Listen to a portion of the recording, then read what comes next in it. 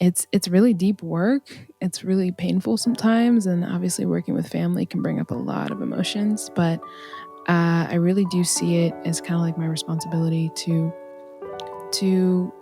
really dive deep into what is mine and what is inherited, and kind of take the good and leave the rest. Welcome to My Spiritual Friends from Worthy Well, the podcast that's here to affirm and inspire you on your spiritual journey. I'm your host, Shelby Renee Giles. Grab some tea and settle in as I dive deep into the stories behind the spiritual awakenings and numinous experiences of people from all walks of life, and how those experiences changed how they see and care for themselves and the world around them. We're here to normalize your spiritual experiences in the physical realm, one story at a time. Come out of your spiritual closet with us. Hey y'all, thanks for joining for another episode. So today's conversation is with the magical WATA, a composer, vocalist, and sound healer who seamlessly intertwines ancient sound healing traditions with modern lyricism and alternative composition. Her songs create otherworldly soundscapes through vocal and synth layering that touch the heart and soothe the mind. Her influences include 10 years of classical violin training, Indian classical song structure, Andalusian rhythms, and jazz vocal inflections. Wata has introduced her genre-bending take on New Age meditation music to audiences at Zoratopia, Art Basel, Coachella, and to subscribers of the Calm app. Her sound baths intrigue curious listeners and experienced meditators alike. Wata has been featured in Rolling Stone, Billboard, Dummy Mag, and was selected as one of the Digilog's 2021 Artists to Watch. As the co-founder of Lazuli Collective, she has worked with brands like Chopra, Calm, Golden Voice, and recently curated the Wellness Oasis tent at Coachella. I hope you all enjoy this one just as much as I did. Let's dive in. Hello. How you doing? So Hi. good to see you. I'm doing well. It's good to see you too. Excited to be here. Yeah, so excited to talk with you. It's always such a pleasure. Whenever I connect with you, I feel like this is a magical woman vibe. Like you're just so magical. So it's just so fun always to talk with you. So thank you for joining the podcast and for sharing your story. No, honestly, thank you for inviting me. I love the concept, and so I'm really excited to be one of the guests on here. Thank you. And I'm excited to really dig into your journey, but also excited to talk about some of the really cool things you've been doing over the past several months, which I'm sure even more time has gone into into that than what we've seen as people who've been fortunate enough to experience it. But I know you recently had a birthday, and as part of that, you gifted us with this incredible video for your song Pendulum. So that was just wow. I'm so just blown away by that, and just how that having, listened to the song, prior to listening or prior to seeing the video, I was just like, wow, I can't wait to see what the visual is for this, because the song is already so there's just so much depth to it. So yeah, we're definitely going to link to that in the show notes so people can check that out. But that was just beautiful. Yeah. Thank you so much. Yeah, it felt really good to finally release it. I filmed that with one of my really good friends, who also just so happens to be an incredible cinematographer. His name's Jama Abdurrahman, and he did everything. Like it was just us. He color corrected. He uh, was the cinematographer, was the director. And for me, I was like the choreographer, obviously the Mm-hmm. musician, the actor and the stylist. And so Mm. it was really just kind of a labor of love. And uh, it felt good to finally bring it to the world and also just to hear people's responses and to hear how much people really loved the visual. So I'm so happy that you watched it and that you also enjoyed it as well. Yeah, and I know so many people are just like getting their life with that video. It's just amazing. Yeah. And you actually released that shortly after a just really beautiful activation that you led as with your in your work with Coachella recently. Can you Hmm. talk a little bit about that? That was incredible. Yeah, that was a wild ride. So my business partner and I, his name's Brendan Holman, we Mm-hmm. founded a company called Lazuli Collective, Mm-hmm. and our mission was to bring wellness and healing spaces, to events and activations within the music industry. That's one of our purposes. And so, we were able to form a relationship with Coachella pretty organically and had the opportunity to design, curate, and execute a wellness tent in the camping area of Coachella.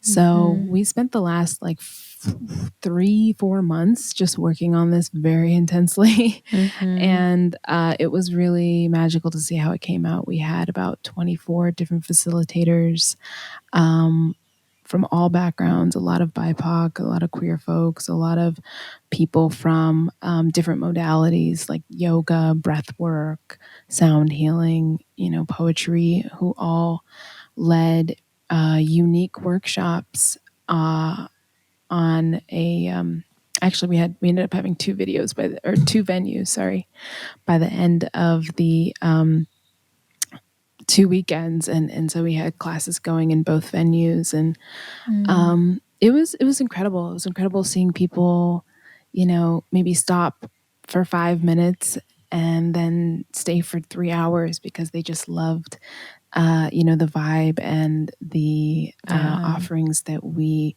curated. And there were so many people who were like, this is the first time I've meditated, this is the first time I've done yoga. And that was really special for us to see as well. So even though Coachella is a big festival and there were a lot of pieces that we had to think about in order for it to come together, I do feel like for our first year it turned out pretty well. Yeah, it looked incredible. And even just, following, the journey, just seeing your Instagram like during that time frame, like just seeing you like so like grounded in your power and leading that was just like beautiful. Like I was just like, okay, yes. More of Thank this. you. Yeah. Yeah, I really did feel like I was very supported in the Mhm. process from my team and Yeah. also just from God and Yeah. my Mhm. ancestors and getting it Mhm. together. So when I finally got on site, I was like, okay, this all came together. I'm just watching it flow, watching it happen. Yeah. Yeah, that's beautiful. So beautiful. And there's so much more to come, I'm sure. Hmm.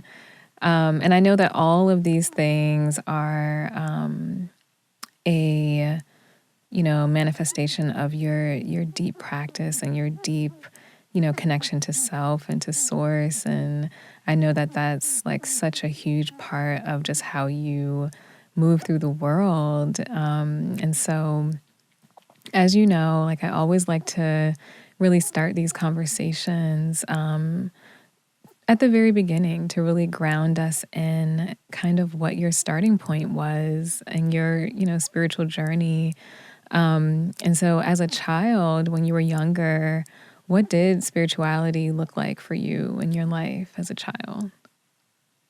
Yeah, so I kind of had an interesting childhood in that I grew up with parents, particularly my mother, who were very open and Mm, very inclusive of a lot of different perspectives. And so, my mhm, mom's own lineage, she is Black American, Creole, and Native American. And so we, grew up in a household where my mom made sure we were uh, learning about our African spiritual practices, learning about mm, Native American spiritual practices.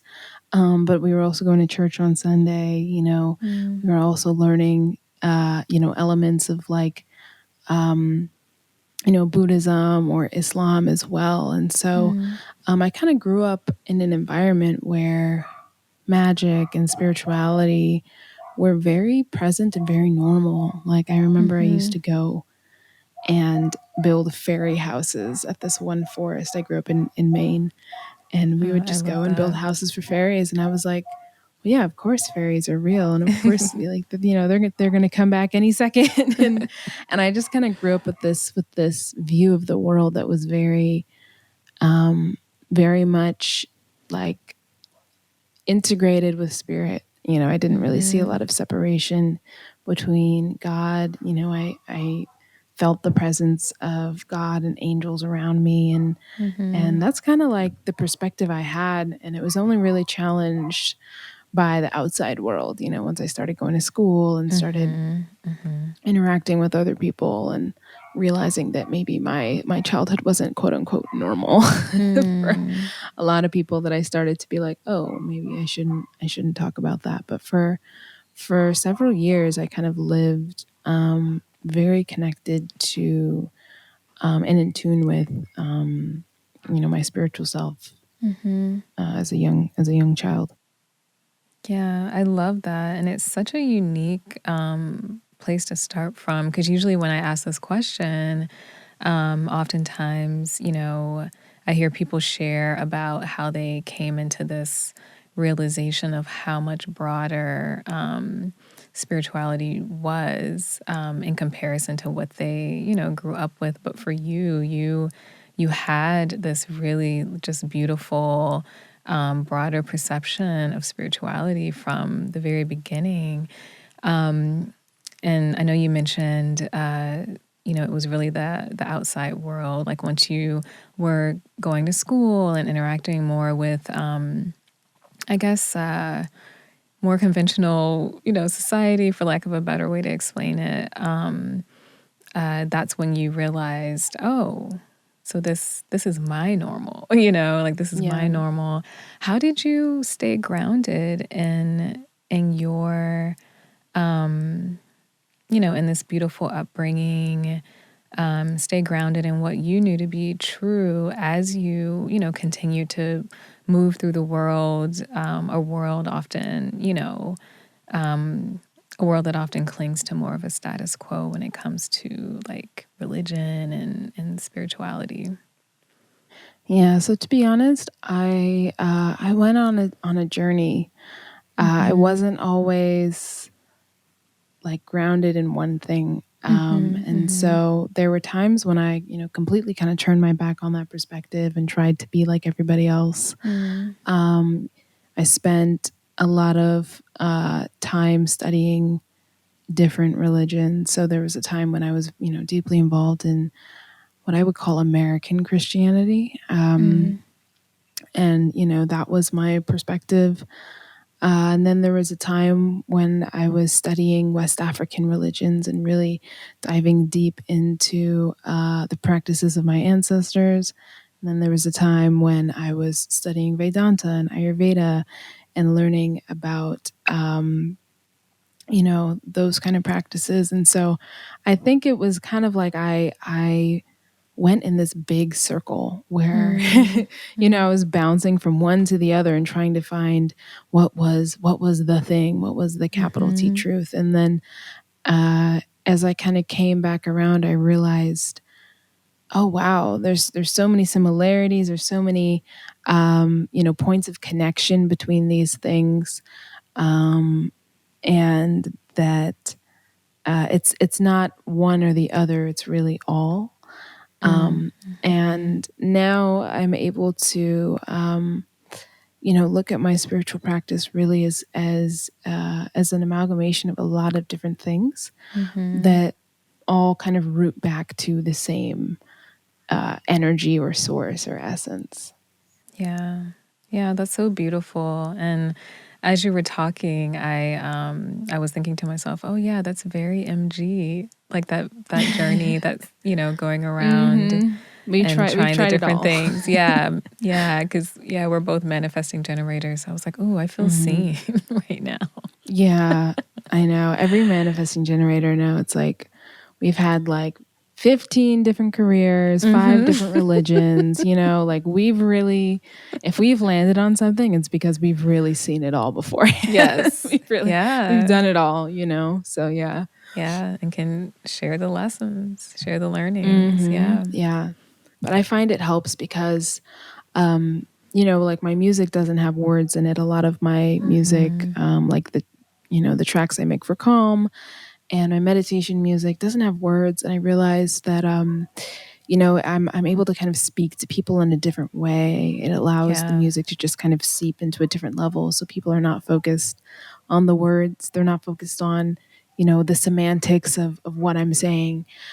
They're really just able to tap into the frequency and the vibration. And I found that important because my goal as an artist is to be able to speak to anyone. I don't want Mm. to, leave whole swaths of the population behind because they may have a differing perspective. I think it's about allowing the vibration of love, the vibration of God to kind of shine through, Mhm. and not getting caught up in some of the semantics of words and slightly differing beliefs.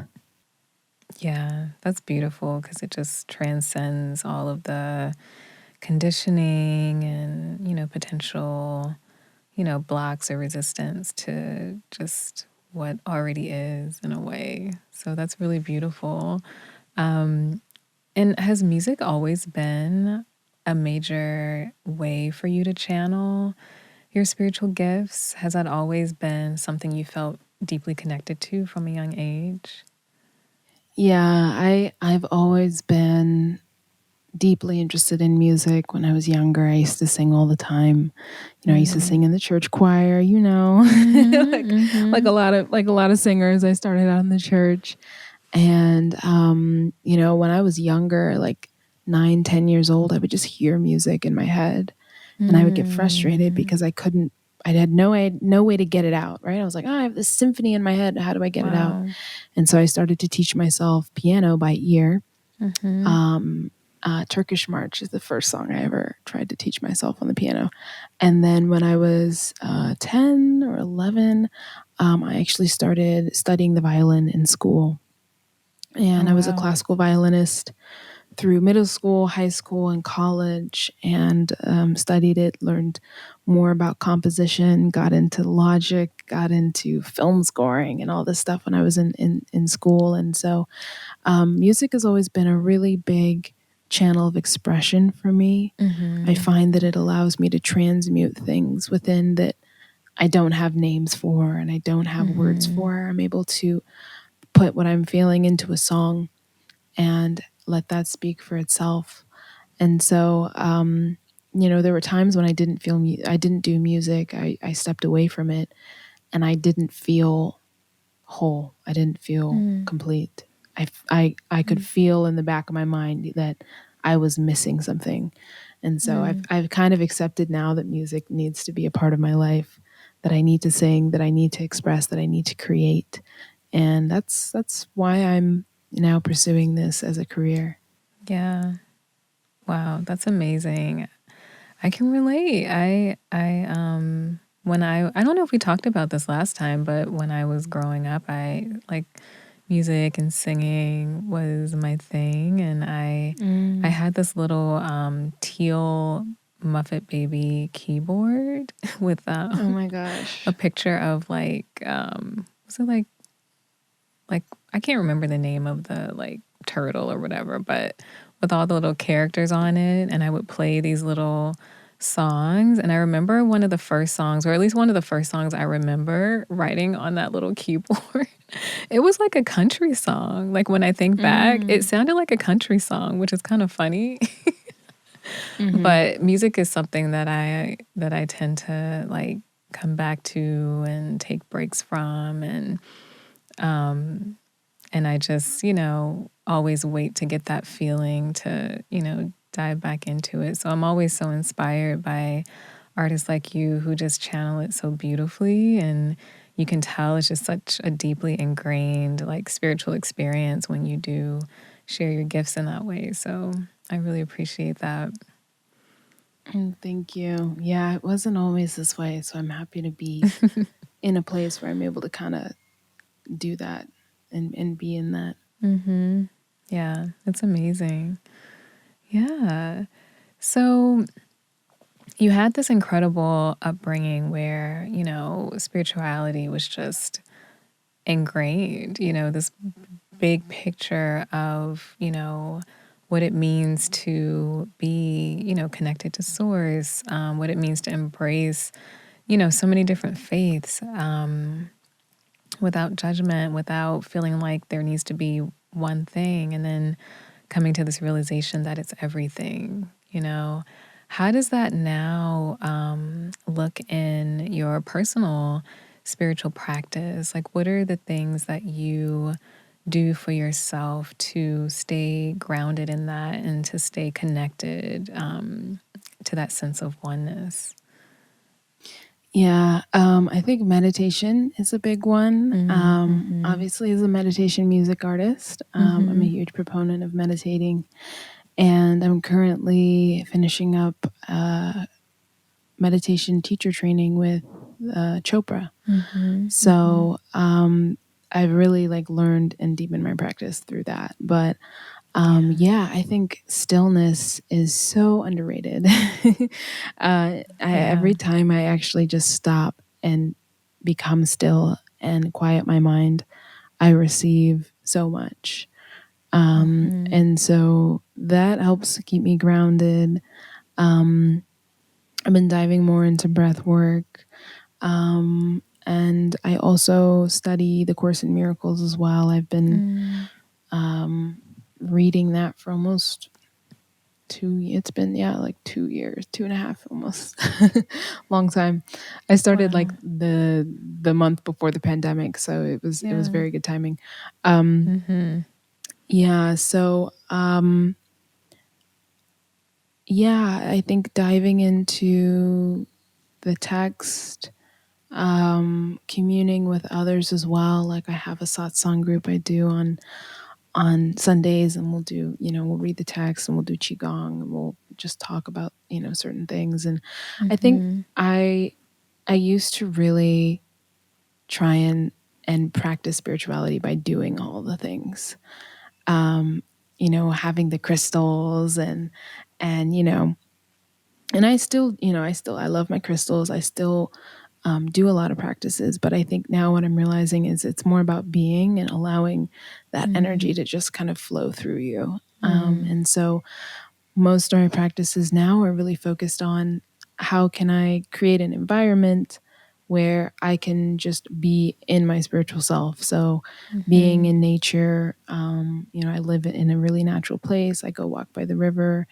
I take time to journal. I take time to meditate. Just living a slower life Mm-hmm. has been more beneficial for me than, you know, just owning a lot of crystals, but still being really stressed because I'm not taking time for myself. So Mm-hmm. Mm-hmm.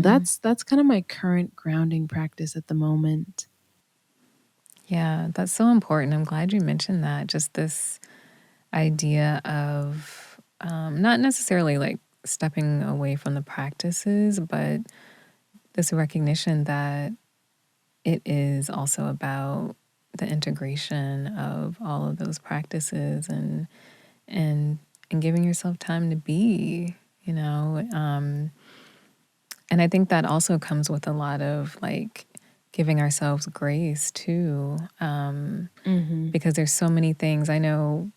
I mean, even personally, like having just moved across the country, like I I think my conditioned mind had me feeling like I was supposed to be doing all these things. And I got to this point where I was like, you actually need to just integrate this experience that you just had. Like, you just made a huge shift in your life. Like, let yourself integrate that and be with that, and get the lessons from that experience.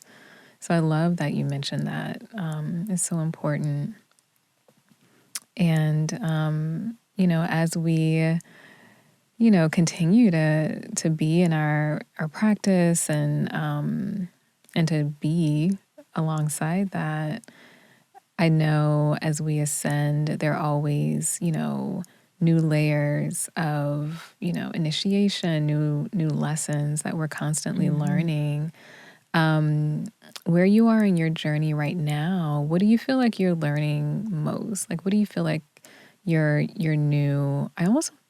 I've heard it referred to as like your edge, from the perspective of like the thing that you know, you're feeling like a little bit of discomfort around, and you feel yourself like getting to the point where you're about to, transcend that thing. But what do you feel like you're learning most right now, and what's that kind of edge for you at this moment?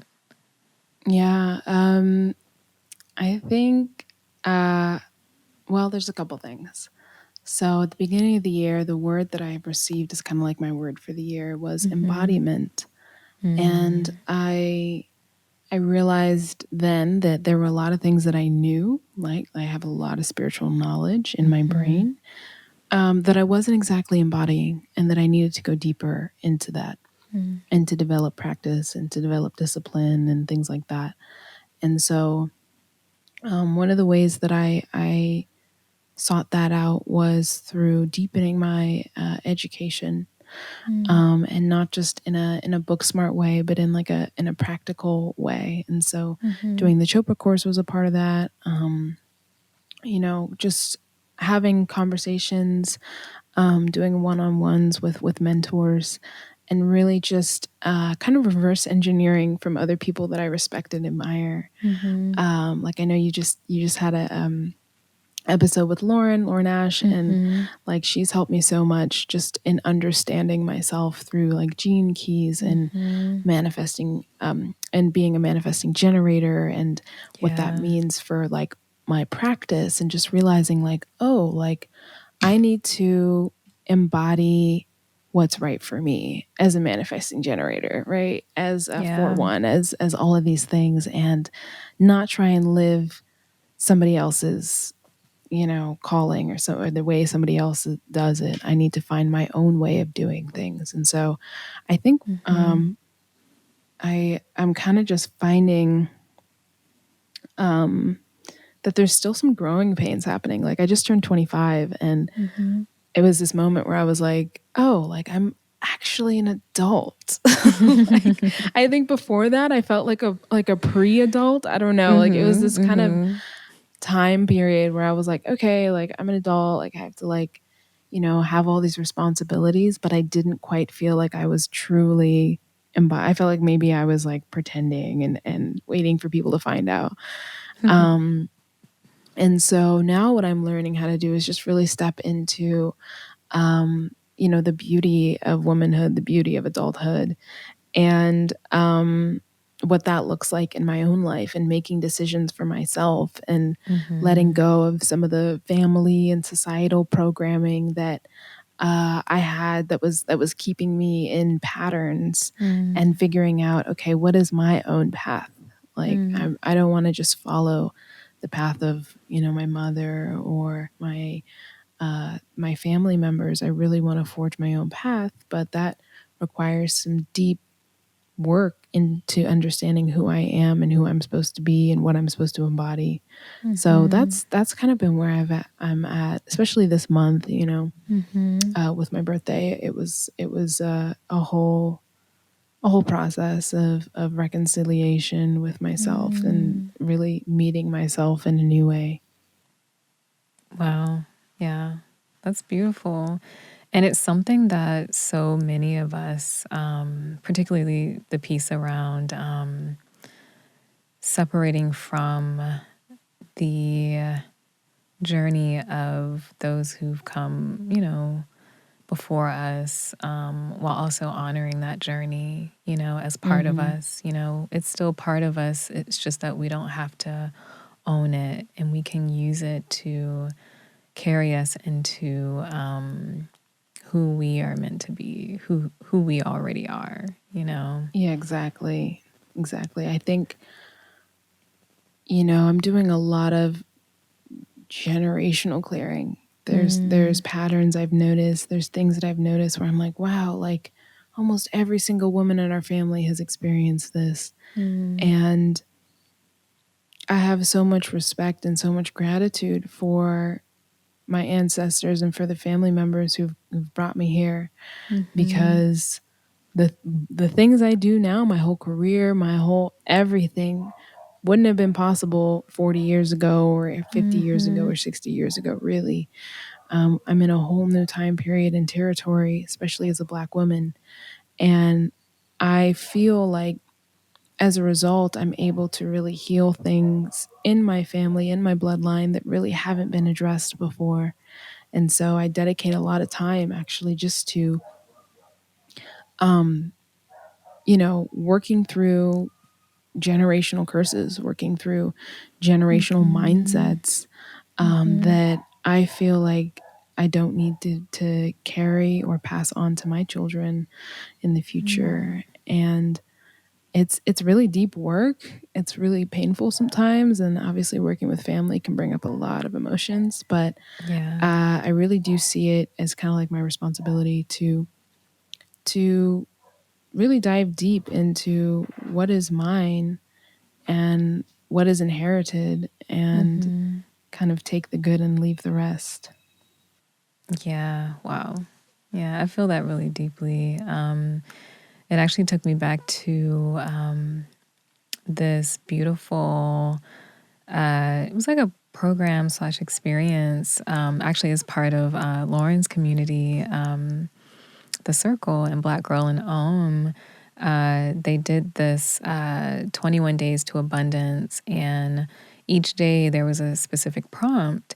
And the prompt that I will always remember is there was this one day where we had like 10 different um, messages to choose from. And we had to choose one message to repeat 10 times. And I was reading through them, and I got to this one, I think it was like midway through.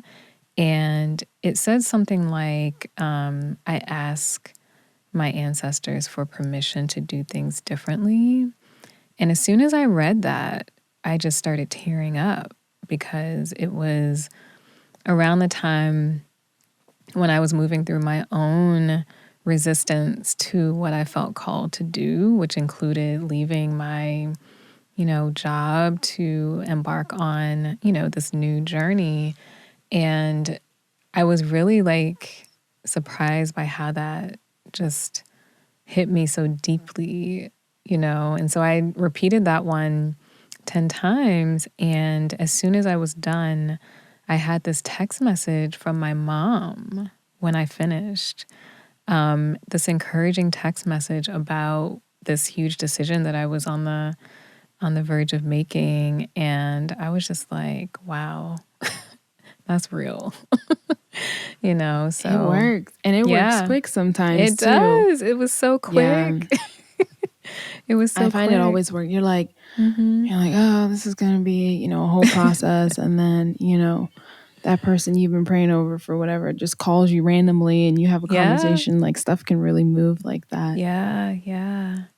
Yeah. It's really beautiful. And it's such a good reminder to really have conversations with our loved ones that speak to the journeys we're on, too. Because I remember also like talking to my parents one day, and I was just like, you know what? I'm just going to ask something I've been really curious about. And I was just like, are there people in our family who would like describe themselves as healers, even though we're all healers, but like someone who was just like, I'm a healer, and I ended up getting this beautiful story about one of my uncles and how he was like the neighborhood healer, Mm. back in Mississippi, and I would have never known maybe had I not asked. So I think it's also such a good reminder to get curious about that. And, we oftentimes, don't necessarily tell those stories, but they can be so healing, because I felt so seen when I learned about that myself. So, yeah. Yeah, I think it's important to remember that with generational trauma comes generational wisdom and generational healing. So Mm-hmm. oftentimes, we focus on, oh, like, you know, all of the traumas that have been passed down, but there are so many gems, especially as African descended people. Like, we are really resilient, and so Mm-hmm. I'm like, the things that my ancestors had to survive to get me here. Yeah, when I hear the stories of just migration and uh, escaping slavery and getting Yeah. freedom and all of these stories, I'm like, okay, what what did they have that allowed them to get through that? What did they have that allowed them to survive and to carry on so that I can Mm. be here? And so I think Yeah. asking those questions of how did you get through this? How did you heal from this Mm-hmm. is so important, because there's a lot of wisdom that I think is hidden within our communities, and it might not be talked about, but it's there, and it's our job Mm-hmm. to kind of ask those questions and to seek those answers for our next generations. Yeah. That's so true. That's so true. And it's such a good segue into the next question too. When you think about yourself as a little girl, just having all these experiences, building the fairy houses, um, like, is there anything you would tell her about her spiritual journey? Thinking back, is there any wisdom you would give her to take with her through this point in your life at 25? Yeah, I think to trust my inner knowing, to trust my Mm, intuition. Um, I grew up very spiritually aware, but also in a very volatile environment, mm, and so there were a lot of things that I just knew, and I didn't know how I knew them, but I knew them and I felt them, and I was very empathic, and so mm-hmm, um, I would pick up on things, but then people would try and convince me that I didn't know what I was talking about because I was young, or because mm-hmm, I wasn't smart enough, or whatever. And it led me to not listen to that little voice inside. mm-hmm, mm-hmm, And I think now as an adult, I realize that that connection to my intuition and my connection to God is really the strongest tool that I have for navigating life. mm-hmm. And, um, and I think for a lot of really sensitive and spiritual people, uh,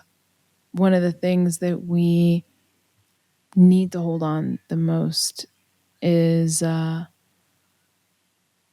really that sense of innate knowing, Yeah. because there's so much in the world that will try and tell us that we're wrong, or that we don't know what we're talking about, or that we're crazy or whatever. And Mm-hmm, being able to know what is right for you, know what you are being called to do or not called to do, um, is it's really important now more than ever. yeah, it truly is. And the more we normalize that, the more each of us is aligned with why we're here. So it's so beautiful to see, people like you and others who are just trusting that and exercising that, just in such a grounded way. Um, And I think it takes a lot of courage to continue to do that. The more you do it, the more, it just becomes second nature to you. But I feel like more and more people are starting to realize this, connection to their intuition, and that it isn't random, and that it isn't just, something that they should, put in their back pocket and not look at again. Like it's, that it's divine. Mm-hmm. So I'm excited to see more people really lean into that knowing, so that they can make new choices and really embrace why they're here. So that's beautiful. Yeah, me too. I'm actually rereading Women Who Run with Wolves Mm. by Clarissa Estes Pincola. And it's so I read it. When did I read it? I read it, I think, before the pandemic. I read it in like maybe 2019. It's hard Mm-hmm. to remember. But obviously a lot has happened since then. And Mm-hmm. I I realized that I'm coming from a different perspective now, rereading it. And one of Mm-hmm. the stories she talks about, she goes into intuition, right? This story about this little girl who has this doll in her pocket and who, tells her when to say yes and when to say no. And I think rereading it, I just got so much out of it because I realized that I had so many moments this past year where I was I was in a situation where I was like, okay, what am I doing? Where do I go? Should I go left? Should I go right? And I have really learned how to tap into that voice that says yes or no. Mm-hmm. And it has gotten me through some situations where I probably would not have known what to do on my own. And so Mm-hmm. I'm just kind of seeing how, since I guess 2019, my intuition and my trust and my faith has really grown, and how that has led me to be able to have a lot more discernment with my life. Yeah. Oh my God. It's so huge. It's so huge. Wow. Well, like I said, whenever I get a chance to connect with you, Wata, it's always just so like life giving, you know? So thank you so much for just being you and serving in the way that you do, in a way that lights you up as well. Um, I wanted to make sure we get into some of the beautiful things you have, either in the works or anything you want folks to know about that you're working on right now. Yeah, just anything you want to share. Oh yeah, I got quite a few things. Well, definitely the launch of Lazuli Collective. My company is a big thing. Yeah.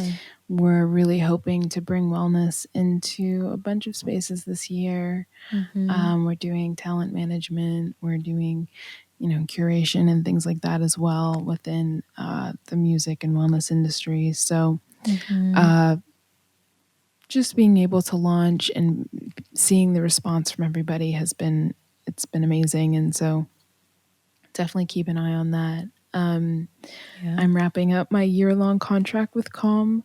Next month is my last month, and it's kind of wild to think, but Yeah. I will have 12-hour-long sound baths on the Calm app by by June or July. I'm not sure.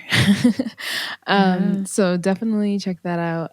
They're all channeled for the new moon, so you can Mm-hmm. find one for each sign. And I'm super happy. I love Calm, and I really enjoyed creating these pieces. Yeah. Um, I've got a new album coming out called Journey Through a Conscious Mind, Oh gosh, coming out amazing. this summer, that I'm very excited. It's an hour and 11-minute continuous sound bath. Um, Wow. it's just you just press play at the beginning and you drop in, and you just go on a journey. Oh my So God. I'm excited to finally share that. My single from it, Lesson 52, has been out on Spotify for some time, but I'll be Mm-hmm. dropping a new single and dropping some visuals and all kinds of fun stuff for the release of that project. And then I have a lot more music. Like people don't realize I write a lot of music all the time, and so I'm working on some musical collaborations with some other meditation apps as well that most Mm-hmm. people know, and also working on more visuals. The feedback from Pendulum has been amazing so far, and so Yeah. it's really just put the fire under me to work on our next music video project. So Mm-hmm. definitely stay tuned for that. I love working with my director Jama, so I am just hoping we can keep creating magical things together. Yeah, and Yeah. I think those are the projects I can talk about. I kind of always am Mm-hmm. like, Mm-hmm. should I say that yet? So I think those are those are the ones that are like live or coming Mm-hmm. soon. Mm-hmm. But there's definitely a lot more on the horizon that I can't wait to announce.